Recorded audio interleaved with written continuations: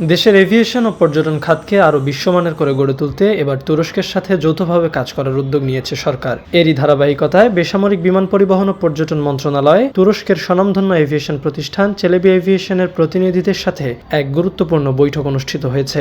মূলত দেশের বিমানবন্দরগুলোর সেবার মানকে আন্তর্জাতিক পর্যায়ে নিয়ে যেতে এবং গ্রাউন্ড হ্যান্ডলিং কার্যক্রমে আধুনিকায়নের লক্ষ্যেই এই ফলপ্রসূ আলোচনার আয়োজন করা হয়।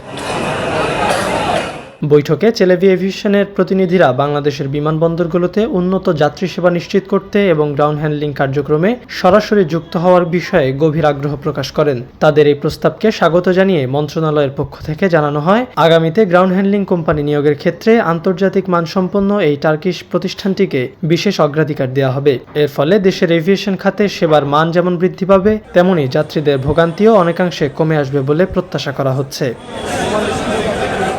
আলোচনায় দেশের পর্যটন খাতের অপার সম্ভাবনার কথা তুলে ধরে কক্সবাজার বিমানবন্দরকে একটি পূর্ণাঙ্গ আন্তর্জাতিক বিমানবন্দরে রূপান্তরের উপর বিশেষ গুরুত্ব আরোপ করা হয়। এই আন্তর্জাতিকীকরণ প্রক্রিয়ায় কক্সবাজার বিমানবন্দরের গ্রাউন্ড হ্যান্ডলিংয়ের দায়িত্ব নেওয়ার বিষয়েও টার্কিশ প্রতিষ্ঠানটির দৃষ্টি আকর্ষণ করেন মন্ত্রী। এছাড়া যাত্রীদের সেবার মান কিভাবে আরও আধুনিক ও যুগোপযোগী করা যায় সে বিষয়ে চেলেবি এভিয়েশনের কাছে একটি সুনির্দিষ্ট কনসেপ্ট পেপার বা ধারণাপত্র আহ্বান করেছেন প্রতিমন্ত্রী।